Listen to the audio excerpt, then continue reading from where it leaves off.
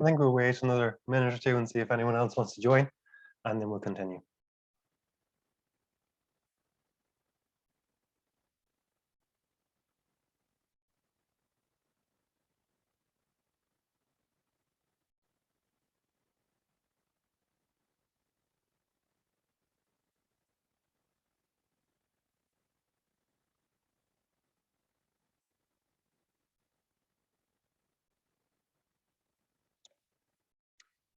Okay, I think we'll start from here.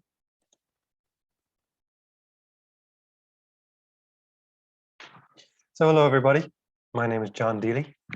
I'm an environmental economist working in UIG. I've been working in the blue economy for about the last 6 years through my PhD, and then with my work with Alice, looking at blue-green infrastructures and how we could use them to mitigate climate change actions. Most recently, I've been working on the UISCE project, which is what I'm going to talk about today, when I talk about modelling demand for marine and coastal tourism in Ireland.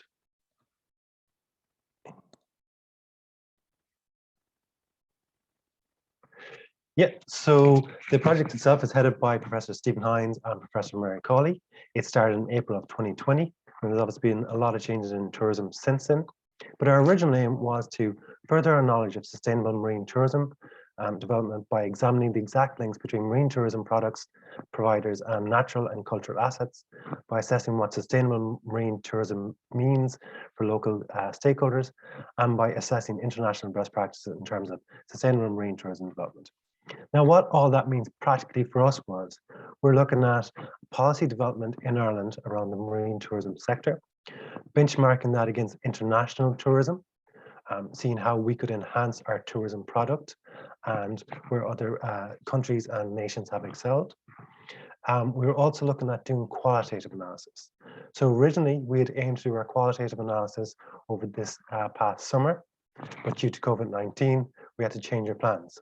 The qualitative analysis would involve interviewing people from the marine tourism sector and discussing how they provide their products and how they interact with actual consumers.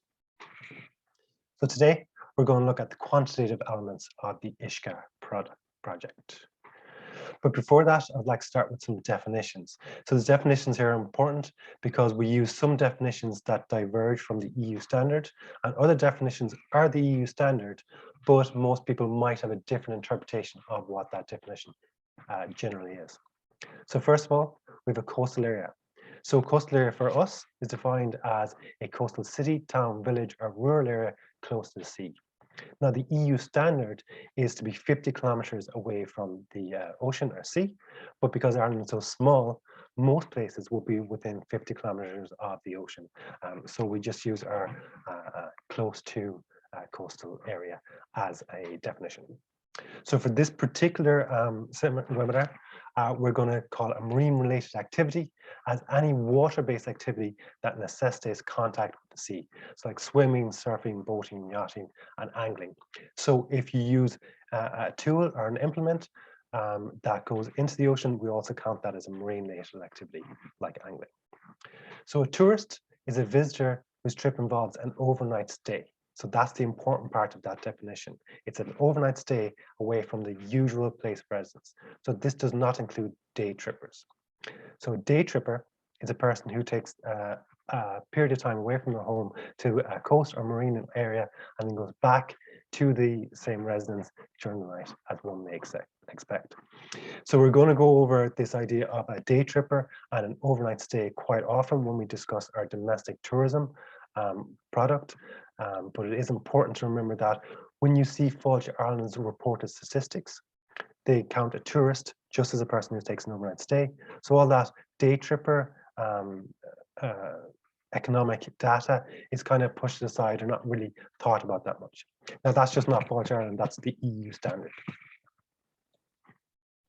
So marine and coastal tourism itself is a very important part of the ocean-based industries. So ocean-based industries account for about $1.5 trillion per year, and that was back in 2010.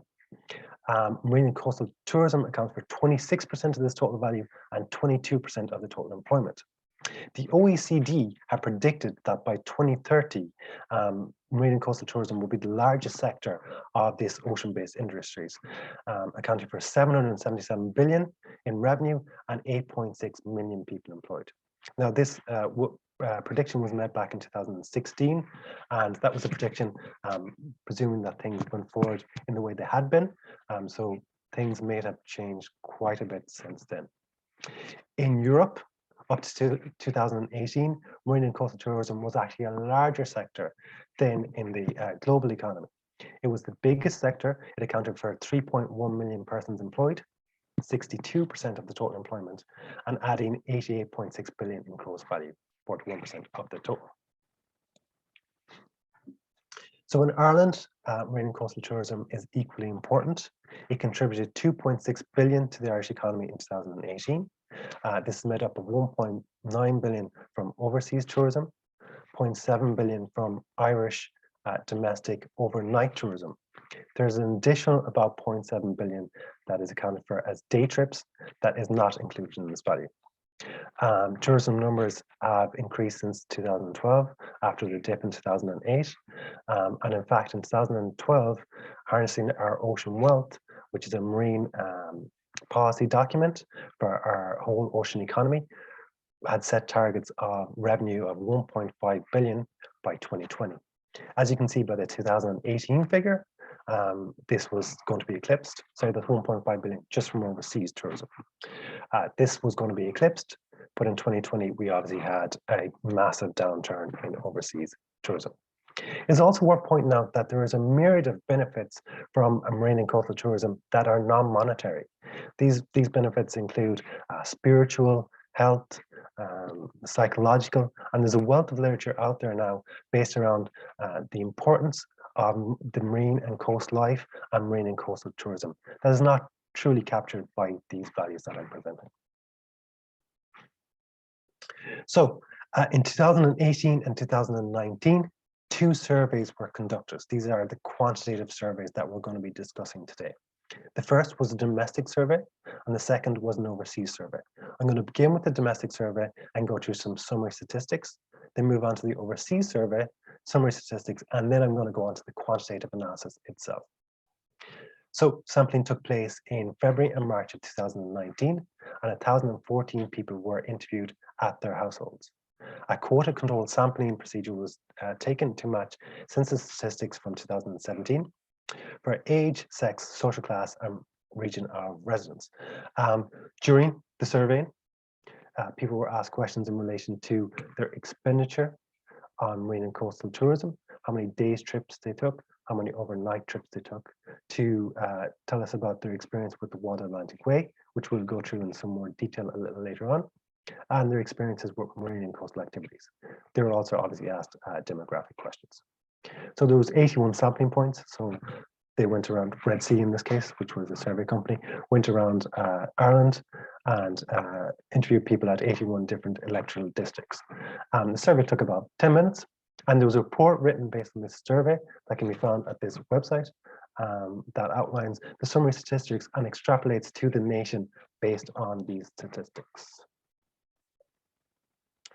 Yeah, so we see here that the complete sample that we're using for the quantitative analysis, 965 people. So what we did was we removed extreme outliers. As we'll discuss in a little bit, extreme outliers tend to impact consumer surpluses quite a lot, but they don't move the averages that much.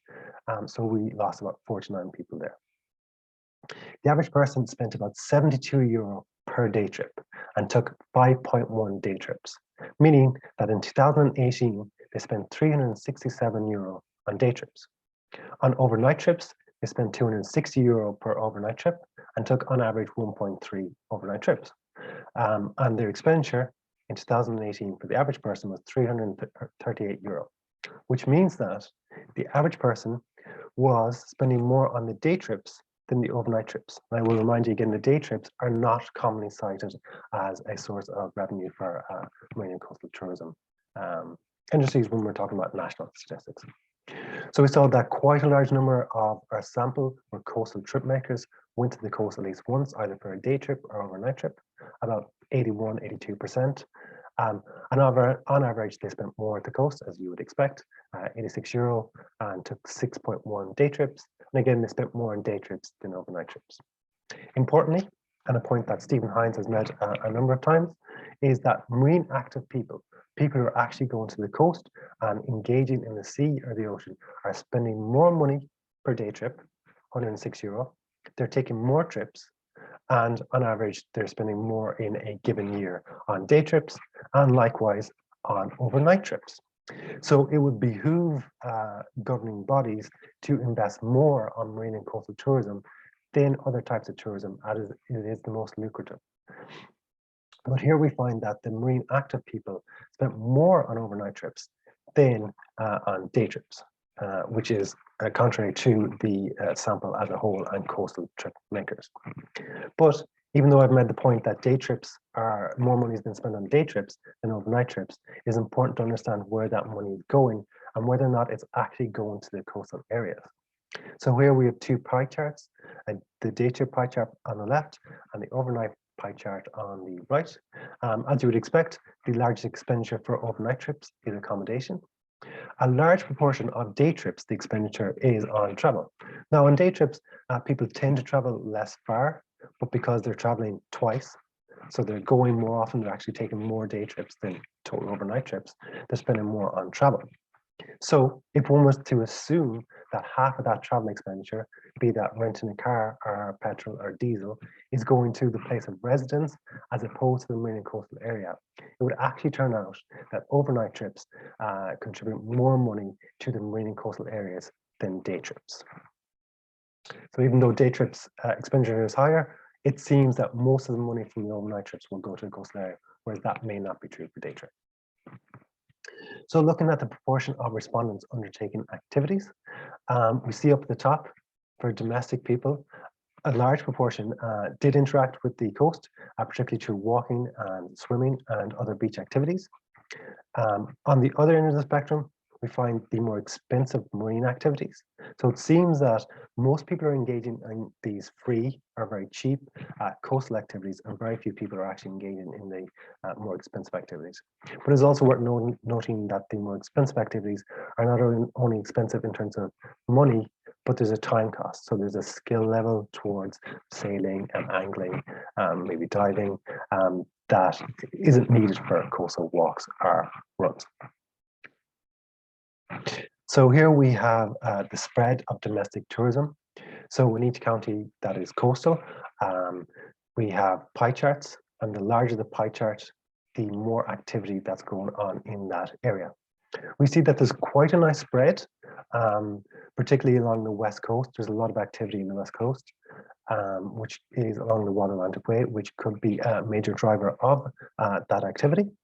We see less activity on the east coast, particularly in Dublin. So Dublin is obviously the most populous county.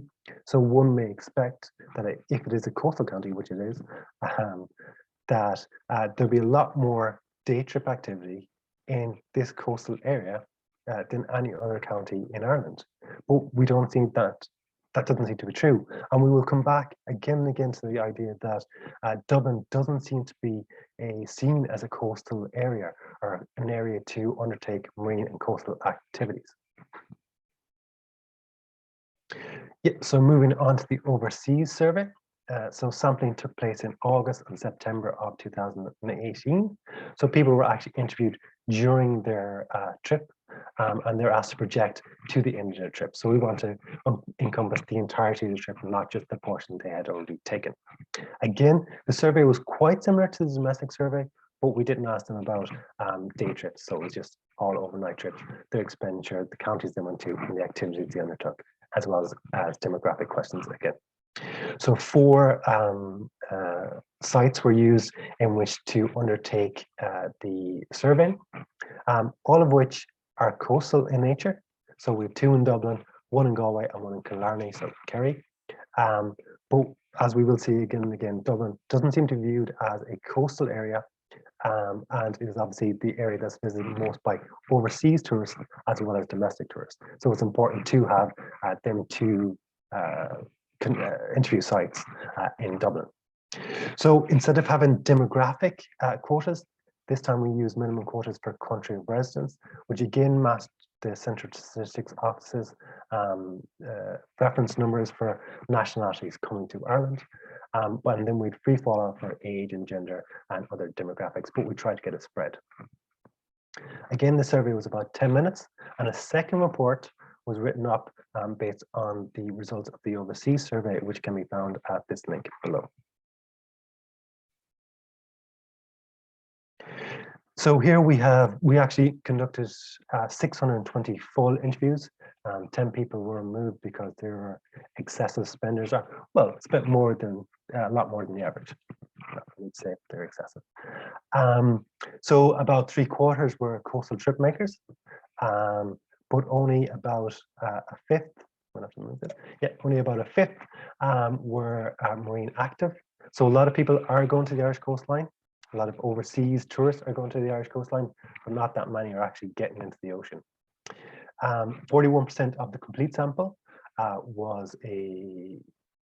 British, sorry, and then 36% went to the coast. So that's quite a large drop. We see that 5% less. So it seems like the British people are less likely to go to the Irish coastline than many other nations. And again, there was 41% in the marine active group. So British people do seem to be interacting with the ocean a lot more than the other nations, but they're not actually going to the coast as often. So you have a smaller pool that's going to the marine active activities. For other Europeans, so those that weren't British and Irish, or Northern Irish, there was 29% in the complete sample, and it was kind of static along the way. So coastal was 30 and marine active was 30 as well. We see that Americans, 23% made up the complete sample, and then 27% went to the coast, so an even larger number, but only 20% went to the ocean. So it seems like American people are less likely to actually go into the Irish waters, which causing this large drop. And then for all other countries, which was predominantly Canadians, there was about 7% in complete sample, and it was pretty static along the way. So the average expenditure per person, this is in Ireland in total, was €655. Those who were coastal trip makers spent €721, and those who were marine active spent €733. Again, reiterating the point that coastal trip makers and marine active tourists, be they domestic or overseas, do spend more money. And as we can see below, they spend more days in Ireland, 6.9 versus 7.8 and 7.6. And they spend obviously more time by the coast.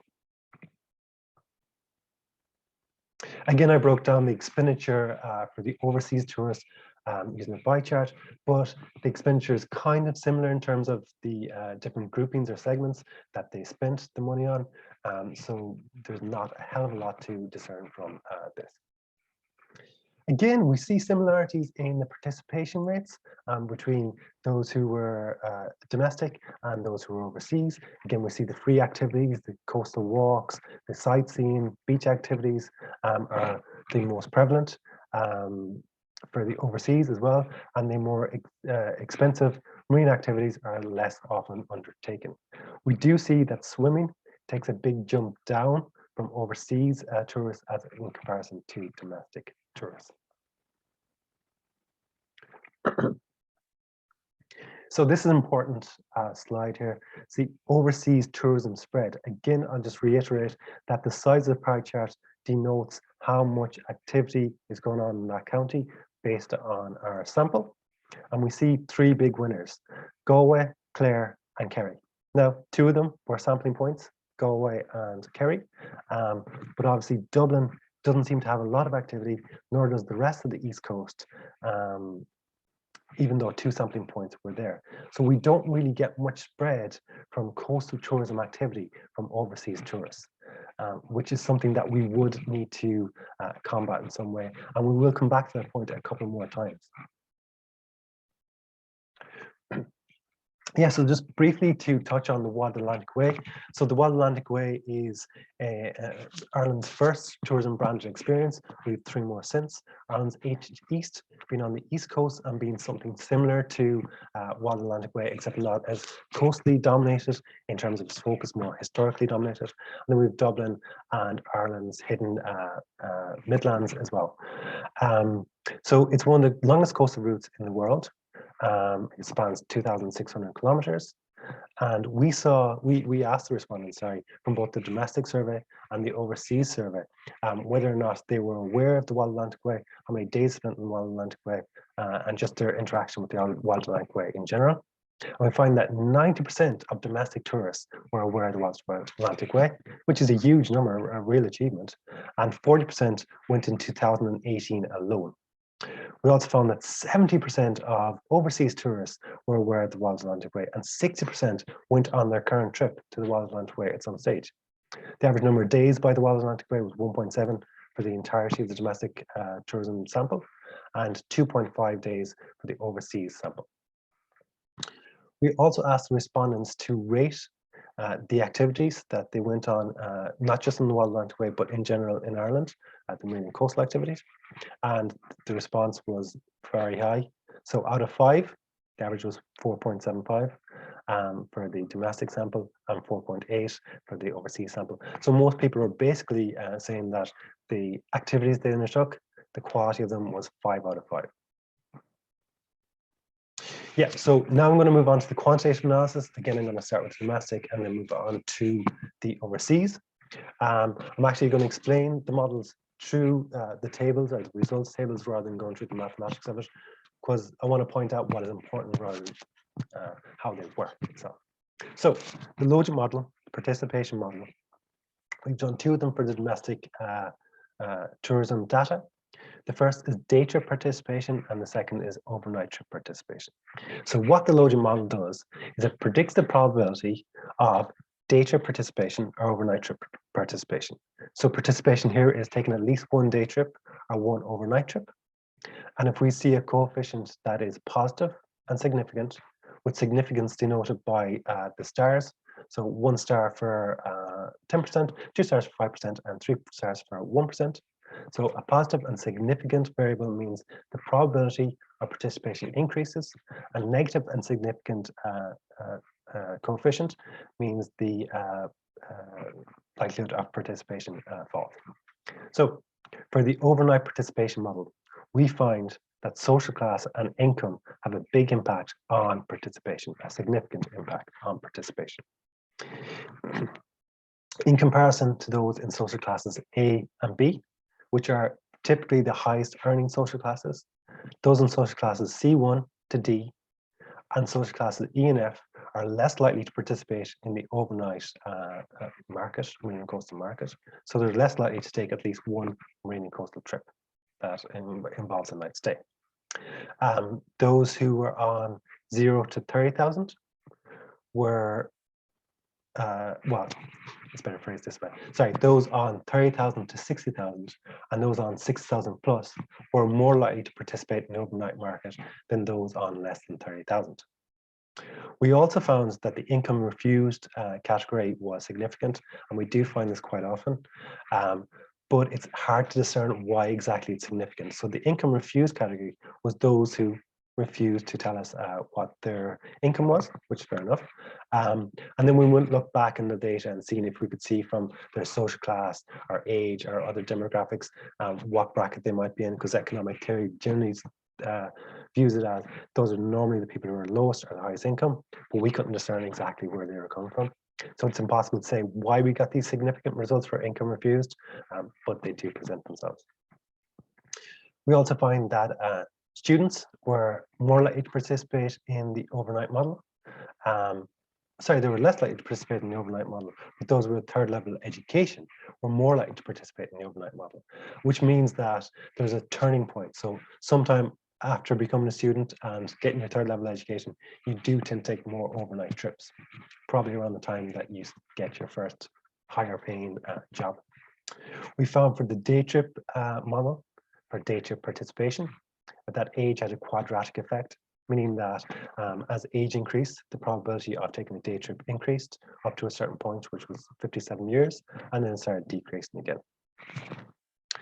We also found that living with a partner so either married or otherwise, improve the probability of both day trips and overnight trips. And we do find this quite often in our modelling, which seems to suggest that either living with a partner or being married makes one more likely to participate in marine and coastal activities. There might be a level of romance or more enjoyable when one is a couple. However, we also found that if they had a child aged between 0 and 4, they were less likely to participate in both day trips and overnight trips, which could be got to do with A, maybe cost, or B, time. So there might be a time associated with a child of that age.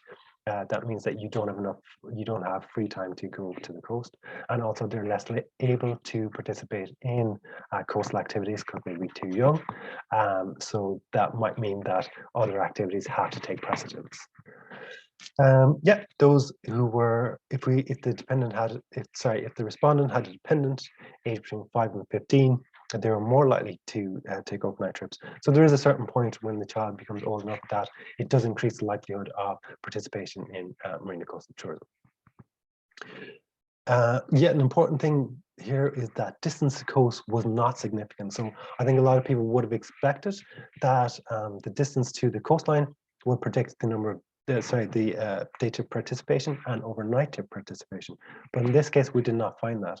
Now, that wasn't overly surprising to me because Ireland is so small. It seems that one would have the ability to either take a day trip or overnight trip, particularly seen as overnight trips generally include longer drives anyway, that distance coast probably wouldn't be significant.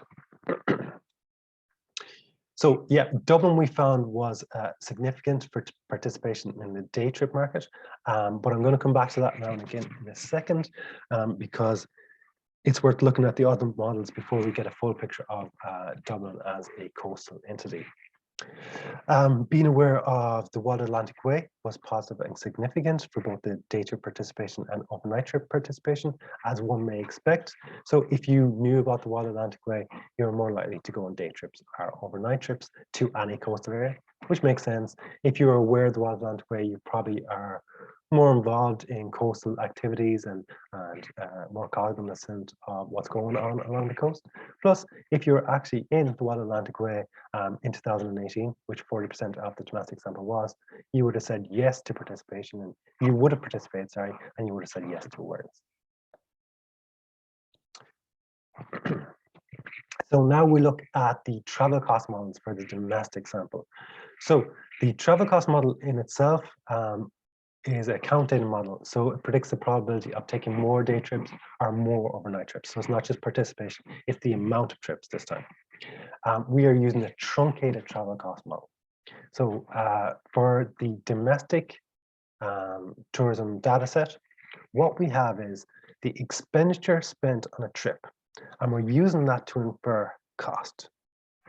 So when a person took 0 trips, their expenditure is 0. So then we would be inferring that the cost of the trip is 0, which isn't true. The cost of the trip may be larger than the cost of the trip to people who actually took it. And economic theory would normally suggest that. So in order to remove the idea that people who have 0 cost would take 0 trips, we truncate our model. So it's just individuals who have taken either a day trip or an overnight trip. As a consequence, the number of observations in the day trip model is 697. So that's all the people who took at least 1 day trip. And for the overnight trip model, it's 388, which is all the people who took an overnight trip. So travel cost in itself is a negative and significant variable, as we would expect. As cost goes up, the number of day trips taken will go down, and as the cost goes up, the number of overnight trips taken will go down. And it's important to point out here that the overnight trip model is actually the number of nights as opposed to the number of trips. So to keep it equal for every respondent, we use number of nights, whereas a trip could be of any non-determinate length. So that number of nights is more consistent. So unlike the participation model, we found that social class was negative and significant for the day trips, but not for the overnight trips, which means that if you were in social class C1 to D or social class E to F, you are less likely to take a day trip than those in the traditionally higher paying social classes of A and B.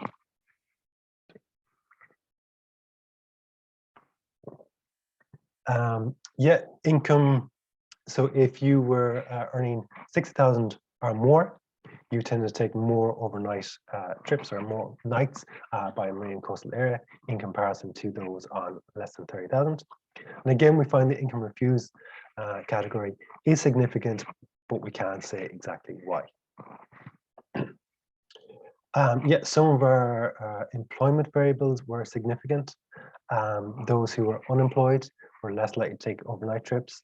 But those who are retired tend to take more overnight trips. So the unemployed is probably got to do with costs, whereas retired maybe got to do with either less likely to travel, more likely to take weekend trips, but also having more time to actually take trips.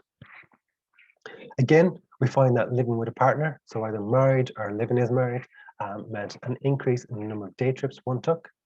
But a dependent aged under the age of 4 meant less day trips, and a dependent between 5 to 15 meant more day trips. So we do see a reoccurrence of these ideas between participation and the number of trips people are actually taking. So distance to coast was negative and significant. The further away you live from the coast, the less day trips you would take, which makes sense. Even though we mightn't expect it to impact the initial one trip, the number of day trips would have to be impacted by how far you have to travel for each day trip. So in the participation day model, we found that being from Dublin meant you were more likely to participate, but you take fewer day trips. So that means that they do take day trips, but they're not taking as many as other counties, as the rest of Ireland rather, which again seems to point out, along with our spread model, our spread maps, that people in Dublin aren't using Dublin as a recreational site for marine and coastal tourism. They were, however, more likely to take more overnight trips, which may be due with the fact that people from Dublin earn more on average, so the relative cost of an overnight trip would be less. Now, the most surprising result is right here in the aware of Wild Atlantic Way. If one was aware of the Wild Atlantic Way, they took fewer day trips. This doesn't, to me, make any particular sense. I would imagine that if we were to do this exact same survey again a second time, we wouldn't come up with this result. I'd say it's an anomalous statistical result that is not causal. Which one would expect from this level of modeling, from this amount of variables at a 10% level, we would expect some non-causal results. But of course, if you were aware of the Wild Atlantic Way, you did spend more days, or sorry, more nights by the coastline. So if you went on an overnight trip, you're more likely to go on a day trip, but if you went on a day trip, you were less likely to go on more overnight trips, which seems to suggest that if you can go on overnight trips, you will go on both overnight trips and day trips. But if you can just go on day trips, that's all you can go on. Which again, I think reiterates the point that there might be a social class or income divide that's allowing one group to do both overnight trips and day trips, and one group is just doing day trips. Those who travel alone tend to take fewer overnight trips, which may not be that surprising. It seems like from our other analysis that living with a partner and having a partner tends to increase the number of day and night trips one takes. Some of the activities were also modeled. So if you were involved in walking or angling or water activities, you took more day trips, and walking also resulted in more overnight trips, and as did swimming. So the quantitative analysis for the overseas tourism. So here we have the logit participation model. So again, it's a one. So if they participated, if they went to a marine and coastal area, they're said to have participated in marine and coastal tourism. And then on the right-hand side, we have the travel cost model. So this is not a truncated travel cost model. We do have costs related to days spent away from the coast as well. So those who took 0 trips are still included in our overseas travel cost model. So as one would expect, as costs increase, the probability of participation and the length of stay by the coast decreased. We also find that people from America and people from Europe outside of Britain are more likely to participate in marine and coastal tourism and spend more days in marine and coastal areas in comparison to British people.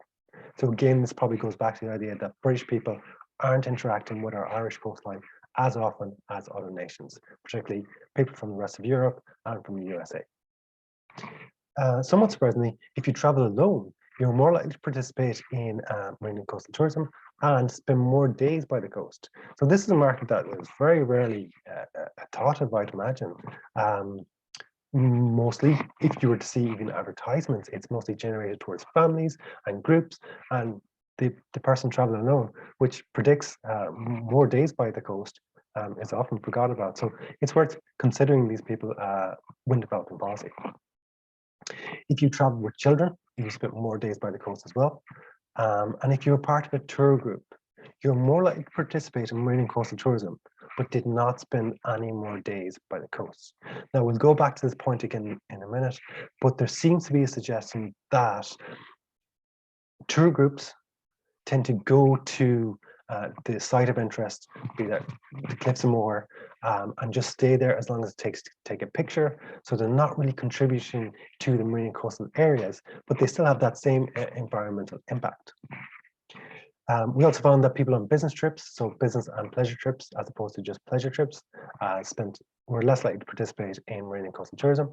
This, to a certain extent, is to be expected. They probably have less leisure days in Ireland, so they're less likely to participate in marine and coastal tourism. Again, living with a partner was positive and significant in both models, like our earlier domestic models. So they're more likely to participate in marine and coastal tourism and spend more days by the coast. If you earned more than 30 to 60,000 in comparison to those who earned 30,000, you were more likely to participate in marine and coastal tourism. However, we did not find those on 6,000 plus were more likely to participate in marine and coastal tourism or spend more time at the coast. And in fact, they didn't spend longer in Ireland either. It may be the case that those on these much higher incomes tend to come to visit Ireland as part of a larger European tour.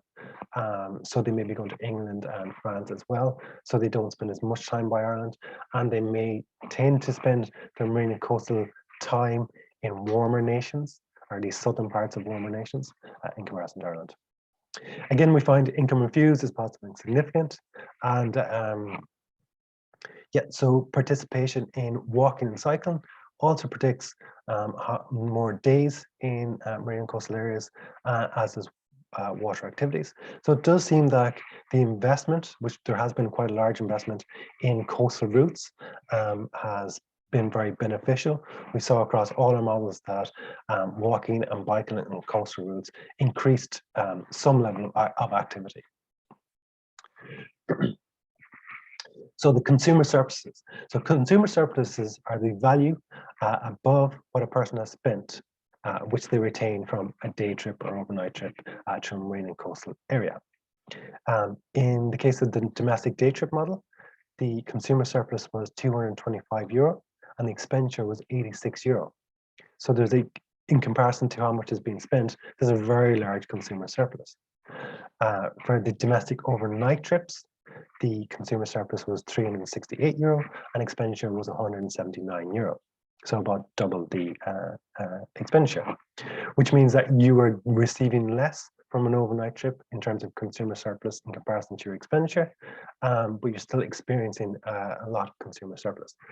And this could go back to the notion of, the undervalued benefits of marine and coastal tourism in terms of spirituality and health and what have you. Yeah, there could be a diminishing margin return from consumer surpluses related to expenditure for overnight trips as well. That could be why there is a difference between the expenditure consumer surpluses. For those on overseas, they experience a consumer surplus of €295 and expenditure was about €100, which is quite interesting in the fact that the expenditure spent per night by overseas tourists is about half of what the domestic people are spending when they go to marine and coastal areas. This isn't hugely surprising. I'd imagine a lot of domestic overnight trips are part of like 3-day holidays, and people tend to spend more and go to more luxurious places during them periods. But it does kind of reiterate the point in people's minds that domestic tourism in Ireland has to be expensive. Whereas when the overseas people are doing it, it's not that expensive. So there are options. Yeah, so obviously we are now in a position due to COVID to have to rebuild marine and coastal tourism. We don't know this coming summer what level of international tourism will be allowed in Ireland. So I'm going to present the domestic route to recovery and the overseas route to recovery, but hopefully we'll be using a combination of both this coming summer. So it would seem that there is an inequality issue with marine and coastal tourism. We saw again and again social class and income impacted participation in marine and coastal tourism. This was written about back in 2003 by John Curtis and hasn't really changed in the last 20 years. So it would seem that if you could reduce this inequality, maybe by allowing for reduced costs in the shoulder months, so the months outside of peak season, you may be able to entice more people on lower incomes to come to marine and coastal areas, whilst extending the tourism season, which is a very important part of tourism development in general, but marine and coastal tourism more specifically. It would behoove people to convert day trippers to overnight tourists. We do see that day trip expenditure is very high, particularly per year, but it is more likely that most of the expenditure from overnight tourism goes to the marine and coastal areas, whereas this may not be true for day trips. Now, my next point is a lot easier for me to say than it probably is for the people who are experiencing this by bringing out the product, but domestic tourism could be looked at as an opportunity to introduce the Irish people to marine coastal activities during periods of lockdown.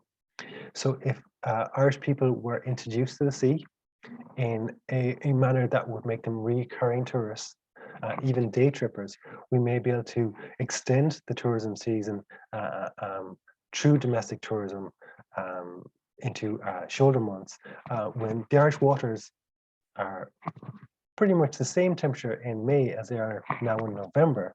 So we could have quite a large extension period of our seasonality from marine and coastal tourism. It is also worth noting that domestic tourism has a much greater spread than overseas tourism. We saw this in our map earlier on. This is important in terms of economic sustainability, particularly in rural areas that don't see much activity, because there is a transfer of wealth from more lucrative parts of the country to less well-off parts of the country. But there's also less environmental impact when there is touristic spread, that everyone isn't just going to the one site. Yeah, for rebuilding overseas tourists activity in marine and coastal areas, we need to encourage British people to visit the Irish coast. Now, this may be quite difficult. I'd imagine it's very difficult to convince a person from Dover to come and see the Cliffs of Moher. They'll tell you they have a better one back home. But there's obviously a large contingent of British people who are marine and coastal active, doing some sort of marine activities. I know from past work that there's a large contingent of course anglers who come over to Ireland to use our blue economy to interact with our course fishing sites, and to extend that to British people for marine tourism will be a great benefit to Ireland, given that they are the largest contributor in terms of percentage tourists coming over here. So ensuring tour groups spend longer in coastal areas. So the county level policy documents have been looking at this quite extensively and quite importantly. Again, just to reiterate the point, there seems to be a lot of tour groups that come down to certain areas and they stay as long as it takes to take a picture. This is not environmentally sustainable and it's not economically sustainable. So what these county level policy documents are suggesting is clustering of activities. So you build activities around already prominent sites so that tour groups and overseas tourists in general want to spend hours, days in these areas and they have activities to do. So once you've got them down to these sites, it's about keeping them there. And to do that, we need clustering of different activities around popular sites. Yeah, there needs to be an increase in tourism spread along the East Coast. We saw that Wild Atlantic Way area was very popular, but there's very little activity going on the East Coast. This would help with economic sustainability as well as environmental sustainability. In particular, the enhancement of Ireland's ancient East could contribute to that. We already have a lot of people going to Dublin. So again, it's about keeping people in areas that they are to enhance our sustainability measures. It could also be the case that for those earning more than 60,000 per annum, luxury products may encourage them to stay long in Ireland, although this would have to be undertaken to actually know whether or not this would achieve anything. So just to conclude, there's obviously a vibrant domestic market. There's large consumer surpluses both for day trips, overnight trips, and overseas tourists. Day trips are probably undervalued in the fact that they're underrepresented. So when we see policy development or we see national figures, we don't include day trips. So we are excluding them and not thinking about them when we want to drive more economic vibrance into a marine and coastal area. Overseas tourists contribute a lot to the economy, but there's still room for growth. There was back in 2018, and now there's a lot more room for growth. And there are means of making marine and coastal tourism more environmentally and economically sustainable through selection of policies based on our quantitative analysis and targeted marketing. And that's my funding. And I think now I will see if there's any questions open. So there's no questions. If anyone wants to add any questions or has any comments, I'd be happy to try and address them.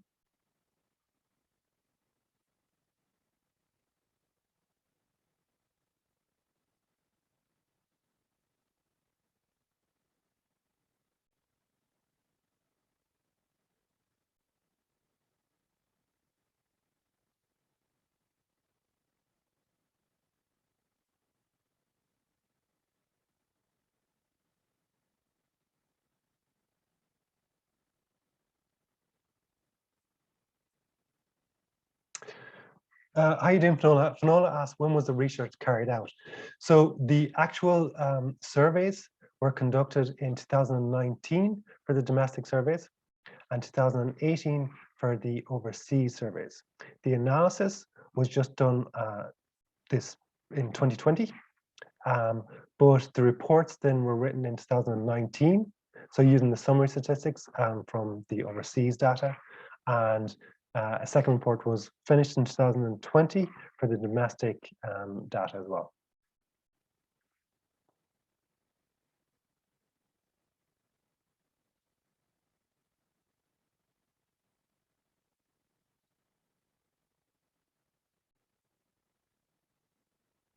In what months? Okay, so Finola asked, and in what months?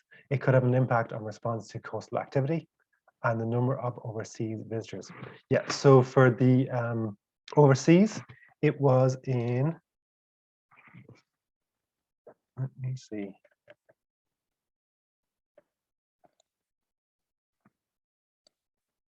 Yeah, so overseas sampling took place in August and September.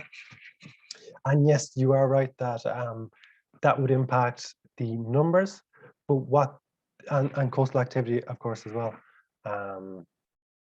as we'd be less likely to see coastal activity in the later months. But then the extrapolation for the report, the numbers are based on Central Statistics Office numbers of activity as opposed to the activity in the data set itself.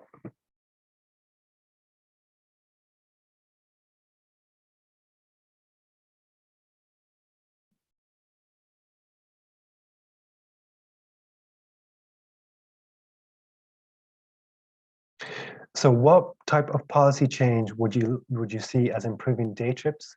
Is it just the reporting status? No.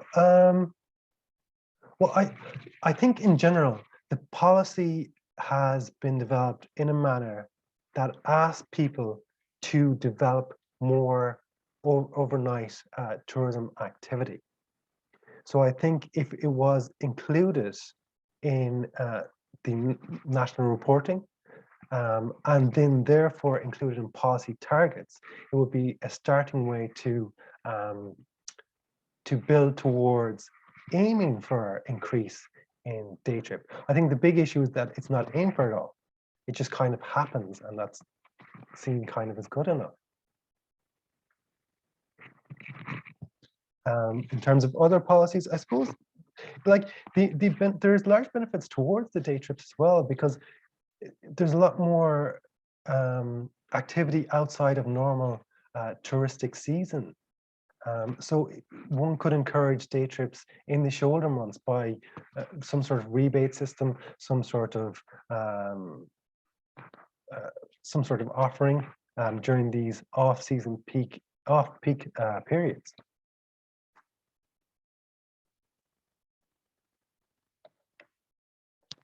Thanks.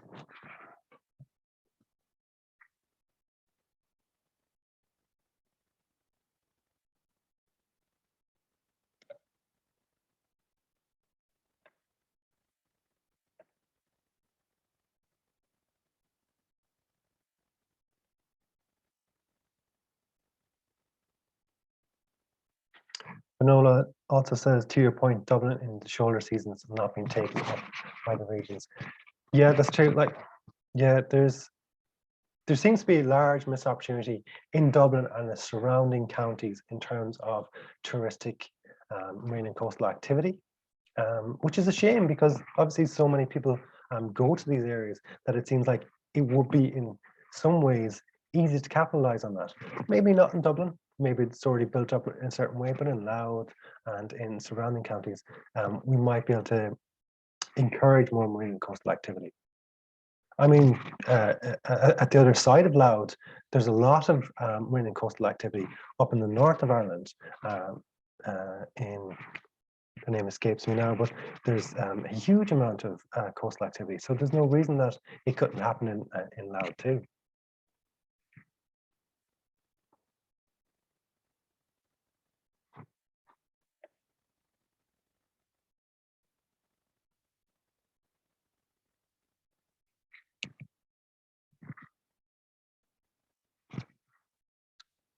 Yeah, I think if there's no more questions, we can probably just end it there.